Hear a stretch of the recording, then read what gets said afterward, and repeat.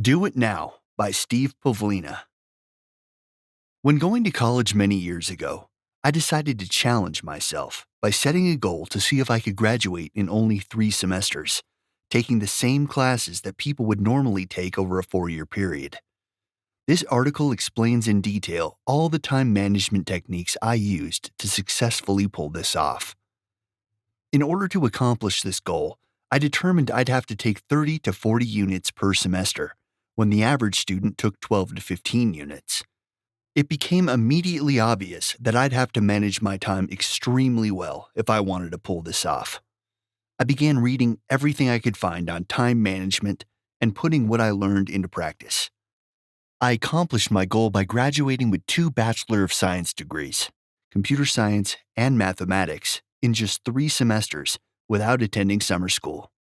I slept 7 to 8 hours a night, took care of my routine chores, shopping, cooking, etc., had a social life, and exercised for 30 minutes every morning.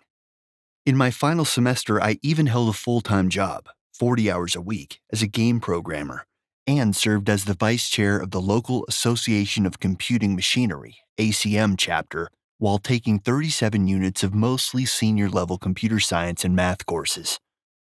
My classmates would add up all the hours they expected each task to take and concluded that my weeks must have consisted of about 250 hours. I graduated with a 3.9 GPA and also received a special award given to the top computer science student each year.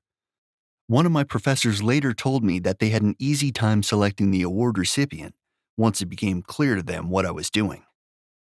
I wasn't considered a gifted child, and this was the first time I had ever done anything like this. I didn't have any personal mentors helping me. I didn't know of anyone who'd done anything like this before, and I can't recall a single person encouraging me to do it.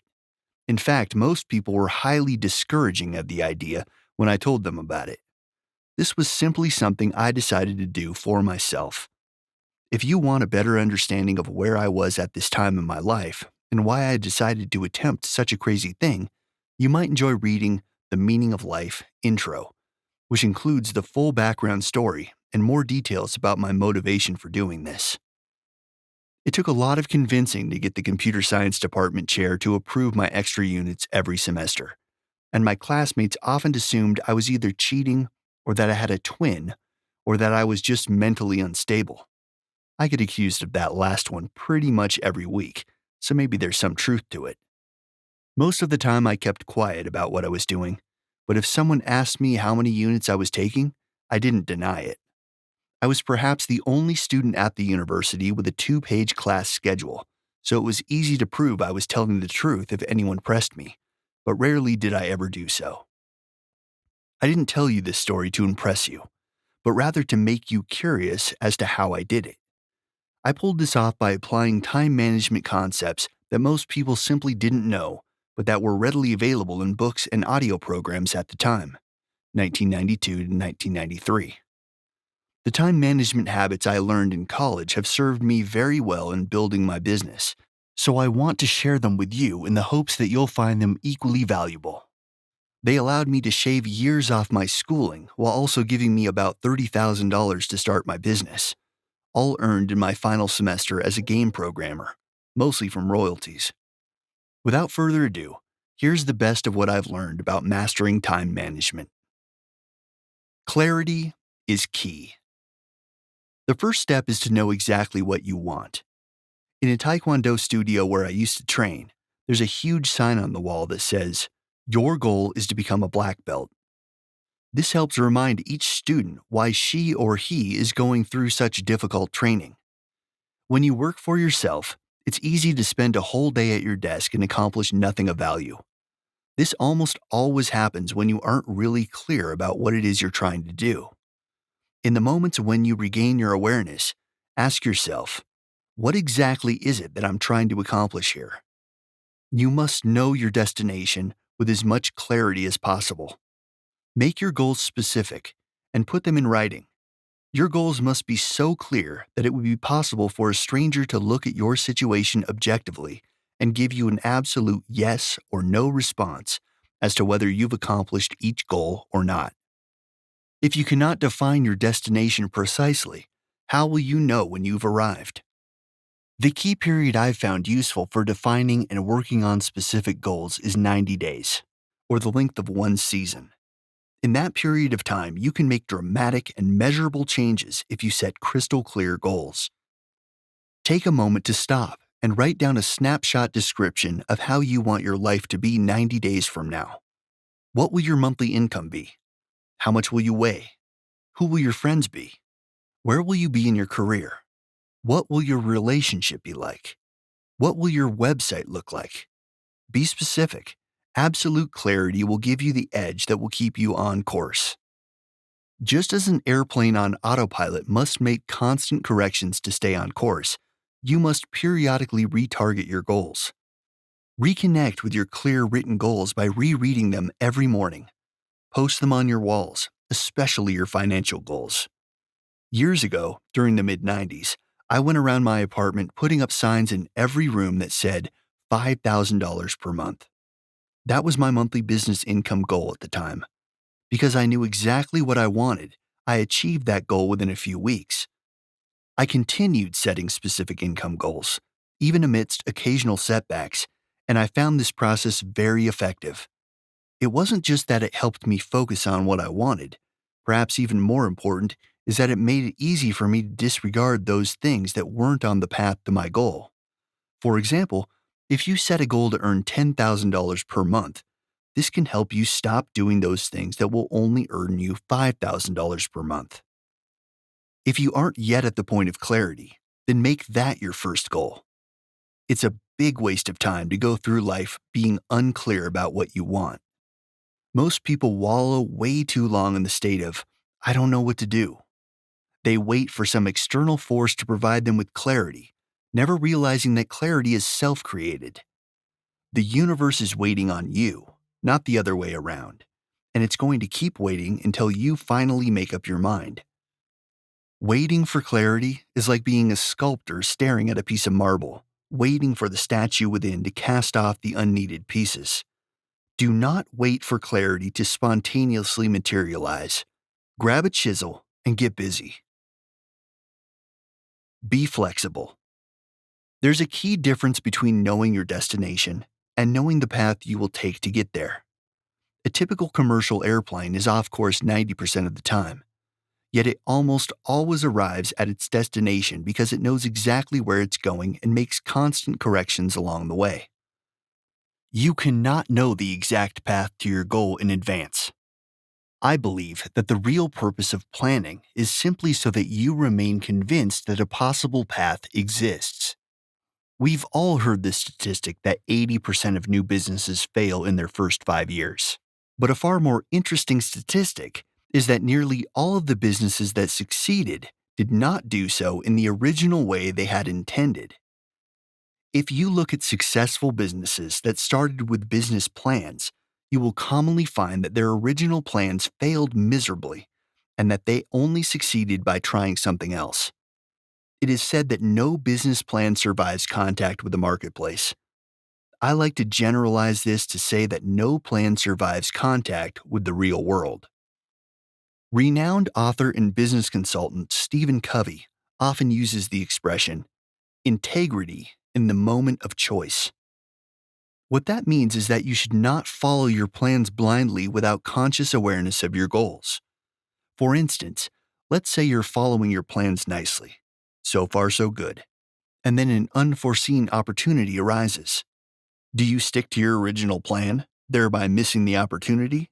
Or do you stop and go after the opportunity, thereby throwing yourself off schedule? This is where you have to stop and reconnect with your goals to decide which is the better course. No plan should be followed blindly. As soon as you gain new knowledge that could invalidate the plan, you must exercise integrity in the moment of choice.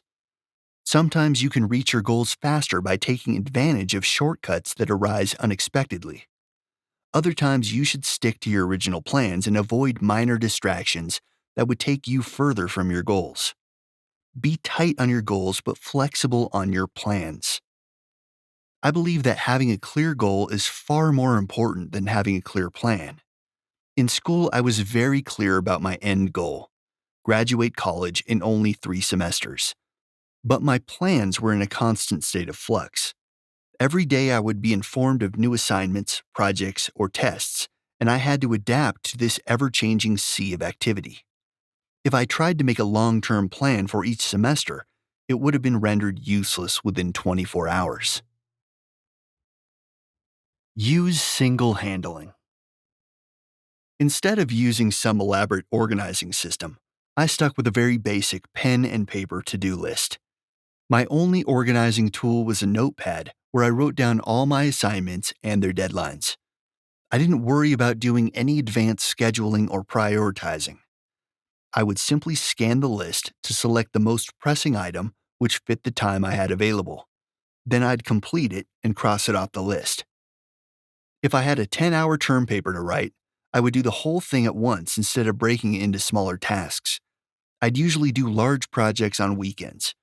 I'd go to the library in the morning, do the necessary research, and then go back to my dorm room and continue working until the final text was rolling off my printer. If I needed to take a break, I would take a break. It didn't matter how big the project was supposed to be or how many weeks the professor allowed for it. Once I began an assignment, I would stay with it until it was 100% complete and ready to be turned in. This simple practice saved me a significant amount of time. First, it allowed me to concentrate deeply on each assignment and to work very efficiently while I worked. A lot of time is lost in task switching because you have to reload the context for each new task. Single handling minimizes time lost in task switching.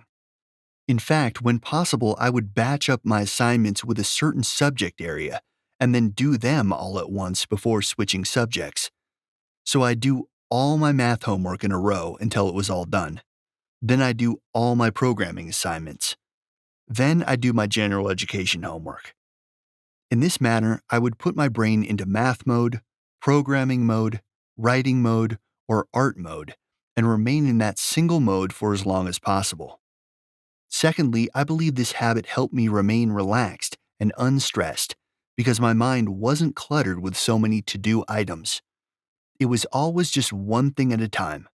I could forget about anything that was outside the current context. Failure is your friend. Most people seem to have an innate fear of failure, but failure is really your best friend. People who succeed also fail a great deal because they make a lot of attempts.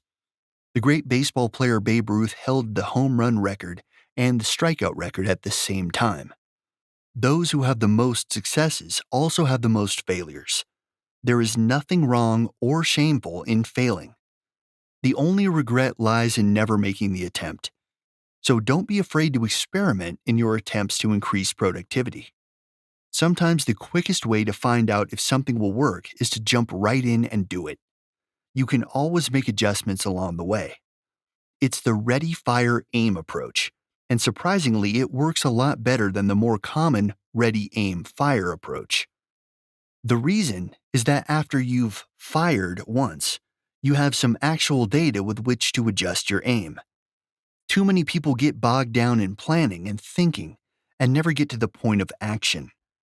How many potentially great ideas have you passed up because you got stuck in the state of analysis paralysis, i.e., ready, aim, aim, aim, aim, aim? During college, I tried a lot of crazy ideas that I thought might save me time. I continued reading time management material and applying what I learned, but I also devised some original ideas.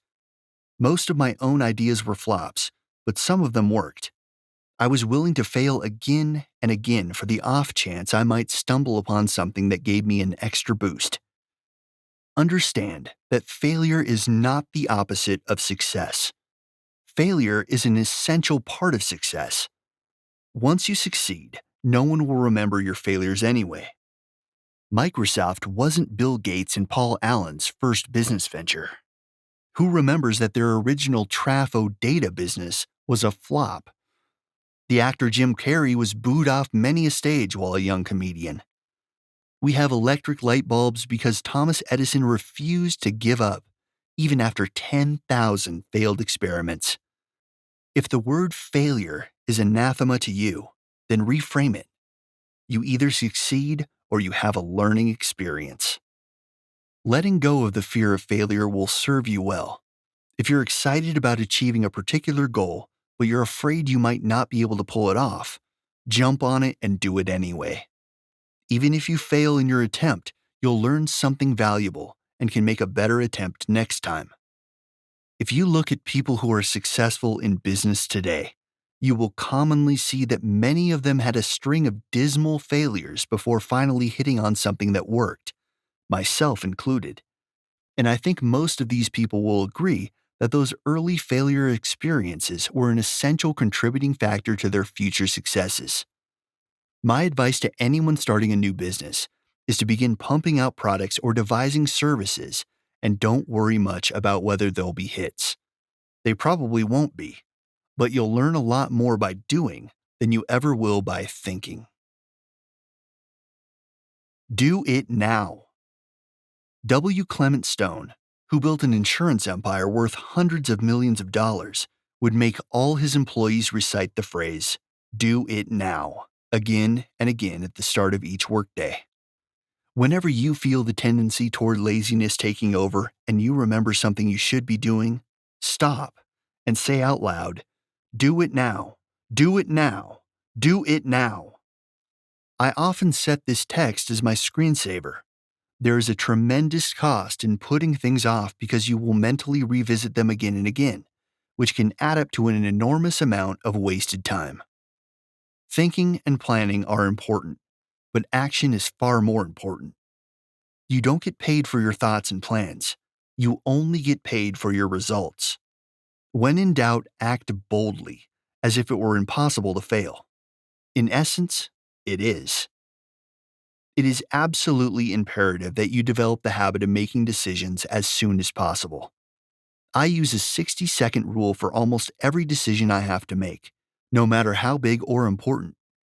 Once I have all the data to make a decision, I start a timer and give myself only 60 seconds to make a firm decision. I'll even flip a coin if I have to. When I was in college, I couldn't afford to waste time thinking about assignments or worrying about when to do them. I simply picked one and went to work on it. And today, when I need to decide which article to write next, I just pick a topic and begin writing. I believe this is why I never experience writer's block. Writer's block means you're stuck in the state of thinking about what to write, instead of actually writing. I don't waste time thinking about writing because I'm too busy writing. This is probably why I've been able to write hundreds of original articles very easily. Every article I write spawns ideas for at least 2 more, so my ideas list only increases over time. I cannot imagine ever running out of original content. Too often people delay making decisions when there is no advantage to be found in that delay. Usually delaying a decision will only have negative consequences, so even if you're faced with ambiguity, just bite the bullet and make a decision. If it turns out to be the wrong one, you'll know it soon enough. Many people probably spend more than 60 seconds just deciding what they'll eat for dinner. If I can't decide what to eat, I just grab an apple or a couple bananas and start eating. And sometimes I'm full of fruit before I figure out what I really would like to eat. So my brain knows that if it wants something other than fruit, it had better decide quickly. If you can speed up the pace of making decisions, you can spend the rest of your time on action. One study showed that the best managers in the world tend to have an extremely high tolerance for ambiguity. In other words, they are able to act boldly on partial and/or conflicting data. Many industries today have accelerated to such a rapid pace that by the time you have perfect data with which to make any decision, the opportunity is probably long gone. Where you have no data to fall back on, rely on your own personal experience and intuition. If a decision can be made right away, make the decision as soon as it comes up. If you can't make a decision right away, set aside a time where you will consider the options and make the decision. Pour the bulk of your time into action, not deciding. The state of indecision is a major time waster. Don't spend more than 60 seconds in that state if you can avoid it. Make a firm, immediate decision and move from uncertainty to certainty to action. Let the world tell you when you're wrong, and you'll soon build enough experience to make accurate, intelligent decisions. Triage ruthlessly. Get rid of everything that wastes your time.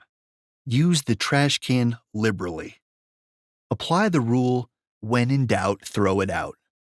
Cancel useless magazine subscriptions. If you have a magazine that is more than 2 months old and you still haven't read it, throw it away. It's probably not worth reading. Realize that nothing is free if it costs you time. Before you sign up for any new free service or subscription, ask how much it will cost you in terms of time. Every activity has an opportunity cost. Ask, is this activity worth what I am sacrificing for it? In college, I was downright brutal when it came to triage. I once told a professor that I decided not to do one of his assigned computer science projects because I felt it wasn't a good use of my time. The project required about 10 to 20 hours of tedious grunt work that wasn't going to teach me anything I didn't already know. Also, this project was only worth 10% of my grade in that class, and since I was previously acing the class anyway, the only real negative consequence would be that I'd end up with an A- in the course instead of an A. I told the professor I felt that was a fair trade-off, and that I would accept the A-. I didn't try to negotiate with him for special treatment. So my official grade in the class was an A-, but I personally gave myself an A+ for putting those 10 to 20 hours to much better use. Ask yourself this question. Would I have ever gotten started with this project, relationship, career, etc., if I had to do it all over again knowing what I now know? If your answer is no, then get out as soon as possible. This is called zero-based thinking. I know a lot of people that have a limiting belief that says, always finish what you start. They spend years climbing ladders only to realize when they reach the top that the ladder was leaning against the wrong building. Remember that failure is your friend. So if a certain decision you've made in the past is no longer producing results that serve you, then be ruthless and dump it so you can move on to something better. There is no honor in dedicating your life to the pursuit of a goal which no longer inspires you. This is another situation where you must practice integrity in the moment of choice. You must constantly reassess your present situation to accurately decide what to do next. Whatever you've decided in the past is largely irrelevant if you would not renew that decision today. Identify and recover wasted time. Instead of watching a 1-hour TV show, tape it and watch it in 45 minutes by fast-forwarding through the commercials. Don't spend a half hour typing a lengthy email when you could accomplish the same thing with a 10-minute phone call. Batch your errands together and do them all at once. During the summer between my second and third semesters, I found an apartment across the street from campus that was slightly closer to the engineering building than my on-campus dorm room. So I moved out of the dorms and into that apartment, which saved me some biking time every day. I was also moving from a 2-bedroom dorm, which I shared with 2 roommates, into a smaller single-person studio apartment. This new apartment was much more efficient. For example, I could work on programming assignments while cooking dinner because my desk was only a few steps from the stove. Trying to cut out time-wasting habits is a common starting point for people who desire to become more efficient. But I think this is a mistake. Optimizing your personal habits should only come later. Clarity of purpose must come first. If you don't have clarity, then your attempts to install more efficient habits and to break inefficient habits will only fizzle. You won't have a strong enough reason to put your time to good use, so it will be easy to quit when things get tough. You need a big, attractive goal to stay motivated. The reason to shave 15 minutes off a task is that you're overflowing with motivation to put that 15 minutes to better use. For example, you might have a career you sort of like, but most likely it's not so compelling that you'll care enough about saving an extra 15 minutes here and there, even if your total savings might amount to a few hours each day. But if you've taken the time to develop a sense of purpose that reaches deep into your soul, you'll be automatically motivated to put your time to better use.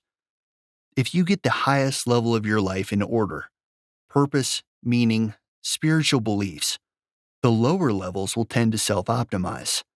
Habits, practices, actions. Apply the 80-20 rule.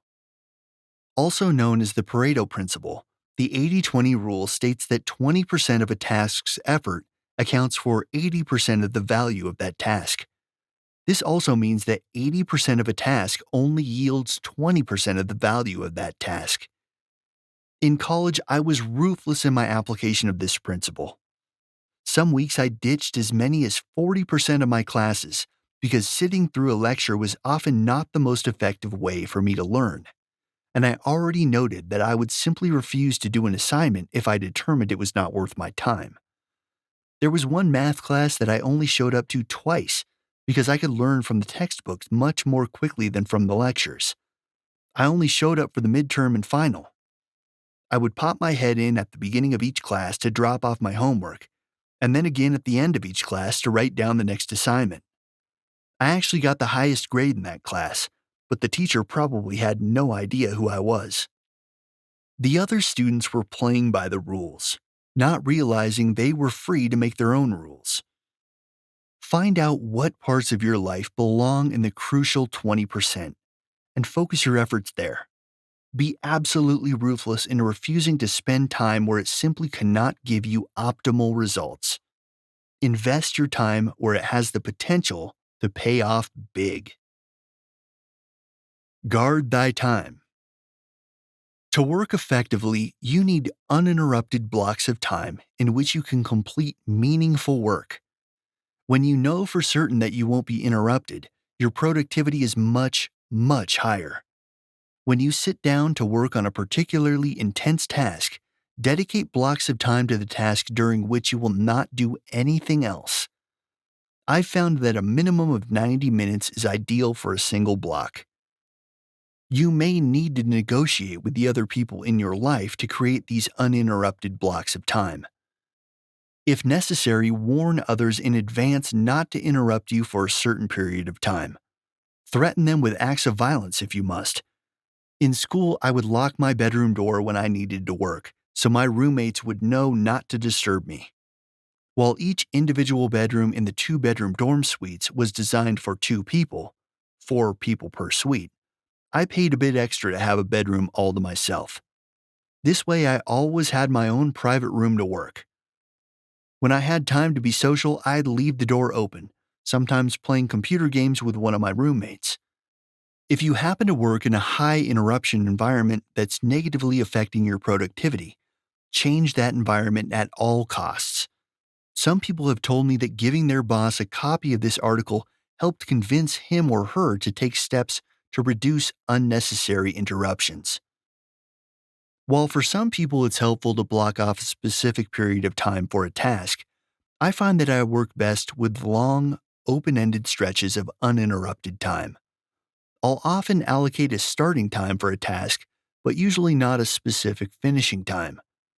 Whenever possible, I just allow myself to stick with the task as long as I can, until I eventually succumb to hunger or other bodily needs. I will frequently work 6+ hours straight on a project without taking a break. While frequent breaks are often recommended to increase productivity, I feel that suggestion may be an artifact of industrial age research on poorly motivated workers, and not as applicable to high motivation, purpose-driven creative work. I find it's best for me to maintain momentum until I can barely continue, instead of chopping a task into smaller chunks where there's a risk of succumbing to distractions along the way. The state of flow, where you're totally absorbed in a task and lose all sense of time, takes about 15 minutes to enter. Every time you get interrupted, it can take you another 15 minutes to get back to that state. Once you enter the state of flow, guard it with your life. That is the state in which you will go through enormous amounts of work and experience total connection with the task. When I'm in this state, I have no sense of past or future. I simply feel like I'm one with my work. While sometimes I suffer from the problem of the task expanding to fill the allotted time, aka Parkinson's Law, I often find that it's worth the risk. For example, when I do optimization work on my website, I'll frequently think of new optimization ideas while I work, and I'll usually go ahead and implement those new ideas immediately. I find it more efficient to act on those ideas at the moment of conception instead of scheduling them to be done at a later time. Work all the time you work. During one of these sacred time blocks, do nothing but the activity that's right in front of you. Don't check email or online forums or do web surfing. If you have this temptation, then unplug your internet connection while you work. Turn off your phone or simply refuse to answer it. Go to the bathroom before you start and make sure you won't get hungry for a while. Don't get out of your chair at all. Don't talk to anyone during this time. Decide what it is you should be doing and then do nothing but that.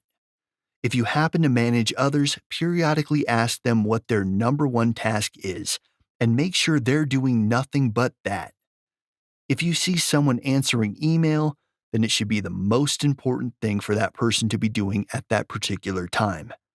If not, then relatively speaking, that person is just wasting time. If you need a break, then take a real break and do nothing else. Don't semi-work during a break if you feel you need rest and restoration. Checking email or web surfing is not a break. When you take a break, close your eyes and do some deep breathing. Listen to relaxing music and zone out for a while. Take a 20-minute nap or eat some fresh fruit. Rest until you feel capable of doing productive work again. When you need rest, rest. When you should be working, work. Work with either 100% concentration or don't work at all. It's perfectly fine to take as much downtime as you want. Just don't allow your downtime to creep into your work time. Multitask. The amount of new knowledge in certain fields is increasing so rapidly that everything you know about your line of work is probably becoming obsolete. The only solution is to keep absorbing new knowledge as rapidly as possible. Many of the skills I use in my business today didn't even exist 5 years ago. The best way I know to keep up is to multitask whenever possible by reading and listening to audio programs. When watching TV, read a computer magazine during commercials. If you're a male, read while shaving.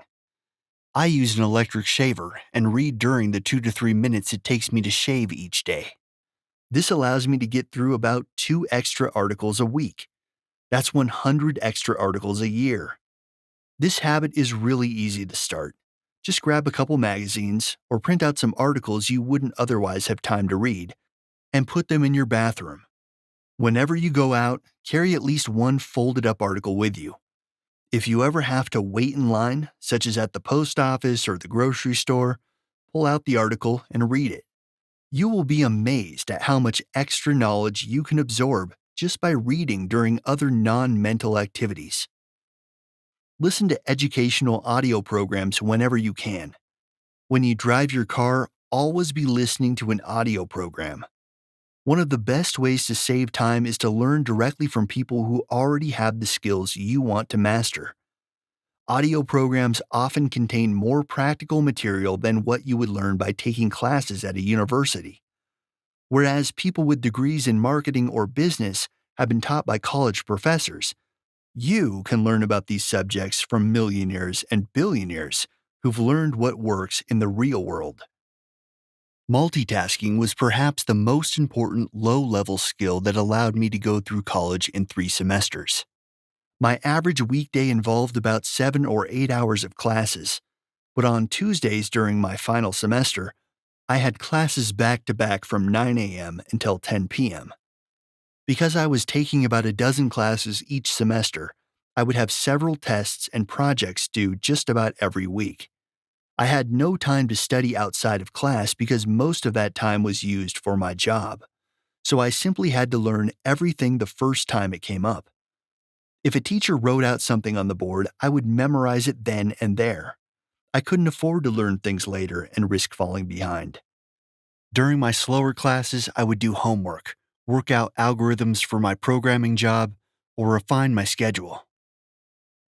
You can probably find numerous opportunities for multitasking. Whenever you do something physical, such as driving, cooking, shopping, or walking, keep your mind going by listening to audio tapes or reading. The idea of multitasking may seem to contradict the previous piece of advice to work all the time you work.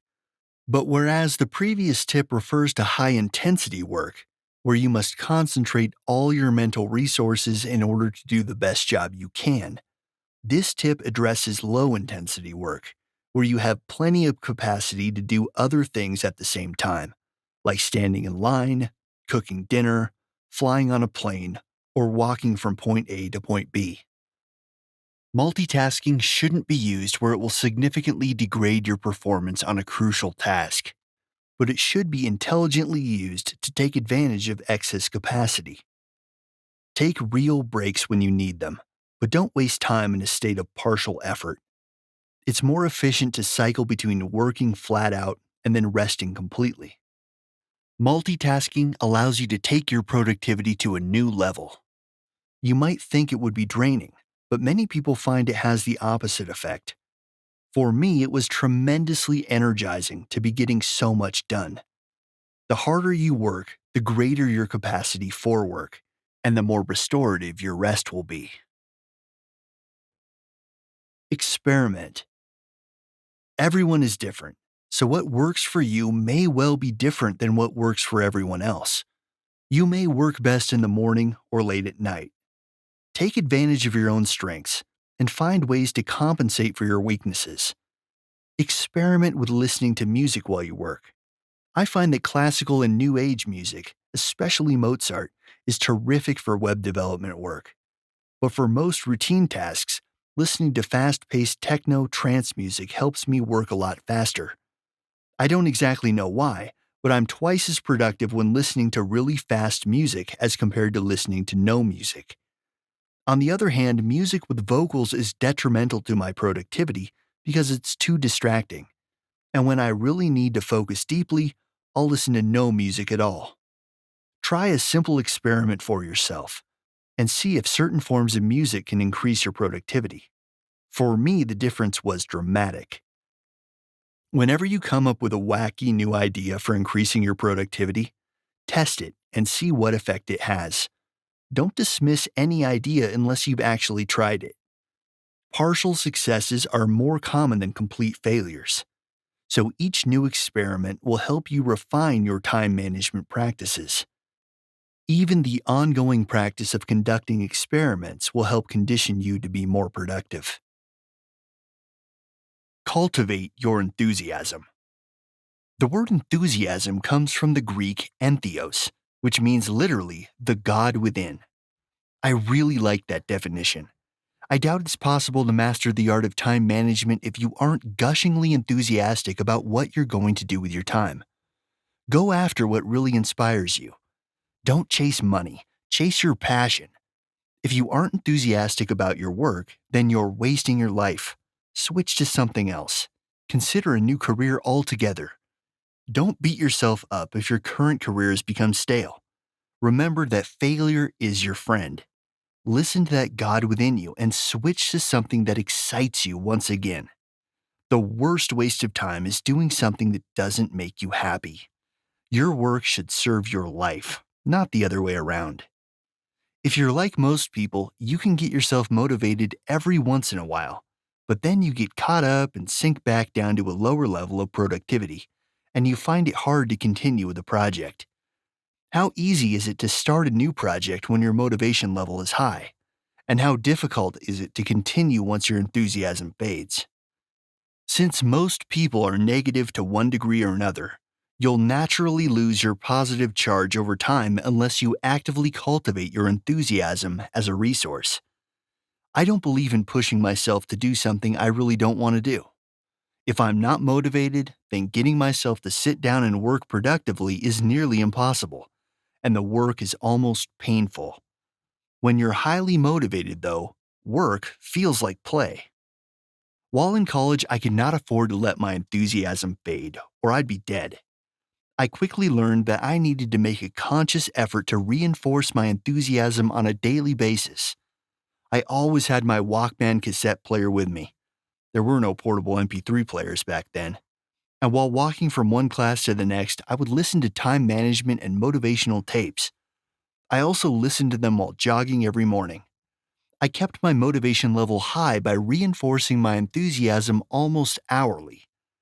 Even though I was being told by others that I would surely fail, these tapes were the stronger influence because I never went more than a few hours without plugging back in. If your enthusiasm level is high, you can work so much more productively and even enjoy the normally tedious parts of your work.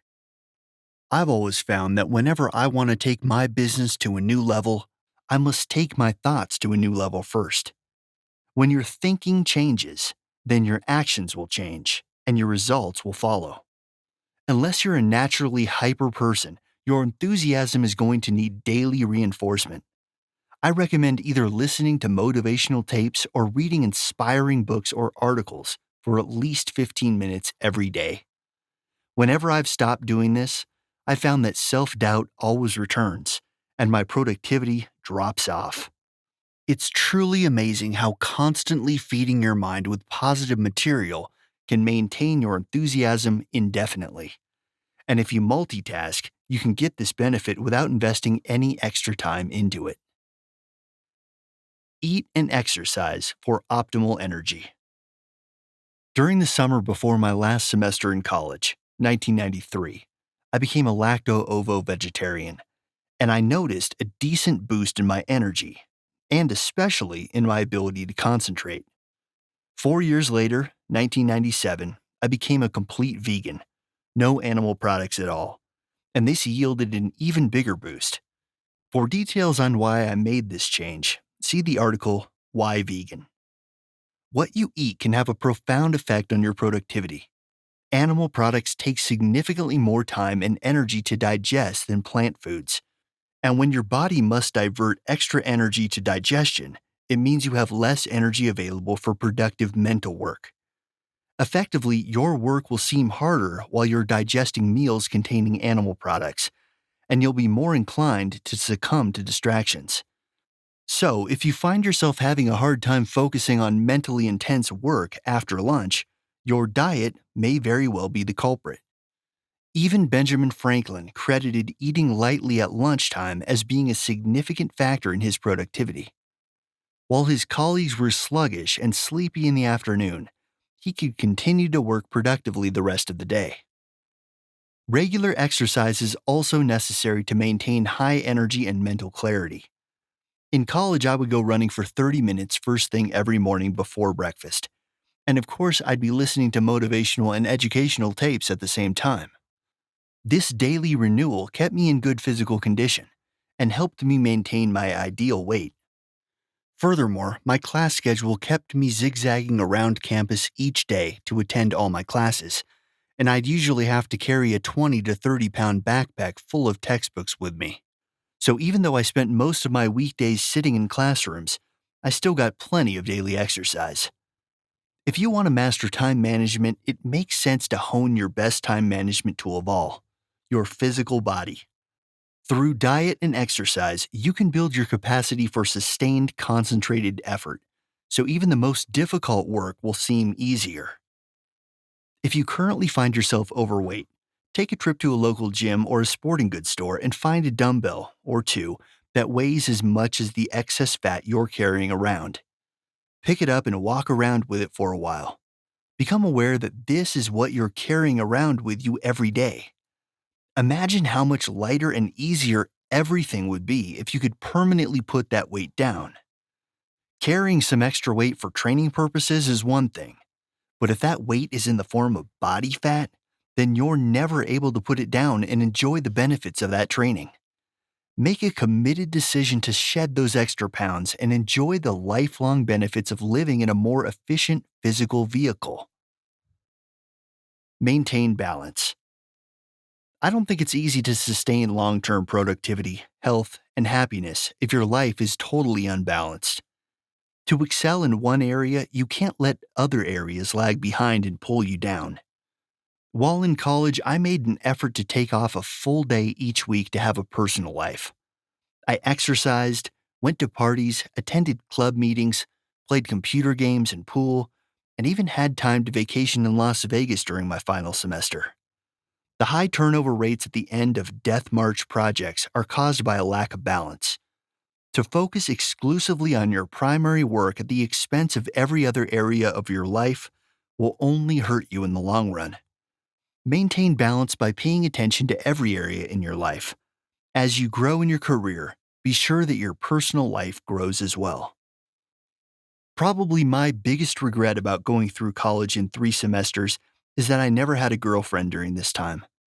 While I had plenty of good friends, both male and female, got involved in clubs, and enjoyed fun social activities every week, I didn't have enough time to pursue an intimate relationship on top of everything else.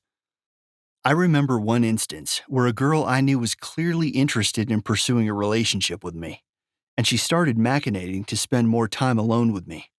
But I couldn't take the bait because I just didn't have time for dating. I wouldn't have made a very good boyfriend at the time. If I had to do it all over again, I think my college experience would have been even better if I'd stretched it to 4 or 5 semesters and allowed myself time for a girlfriend. It would have been great to have someone else to share my life with, not to mention all the other benefits of intimacy. At least I had plenty of time for dating after graduating. Within a few months, I had a steady girlfriend, and 4 years later, we were married. She and I actually went to the same college at the same time, but we never happened to meet while we were there, although it turned out we had a few mutual acquaintances. I believe the main goal of time management is to give you the power to make your life as juicy as you want it to be. By getting clear about what you want and then developing a collection of habits that allow you to efficiently achieve your goals, you'll enjoy a much richer, more fulfilling life than you would otherwise. When I look back on my college days for more than a decade in the future, I feel a sense of gratitude for the whole experience. I set an enormous stretch goal and grew tremendously as a person in the pursuit of that goal. It was one of the best times of my life. If you wish to become more productive, then do so with the intention of improving the totality of your life from top to bottom. The reason to master time management is to take your good life and transform it into an exceptional one. Time management is not about self-sacrifice, self-denial, and doing more of what you dislike. It's about embracing more of what you already love.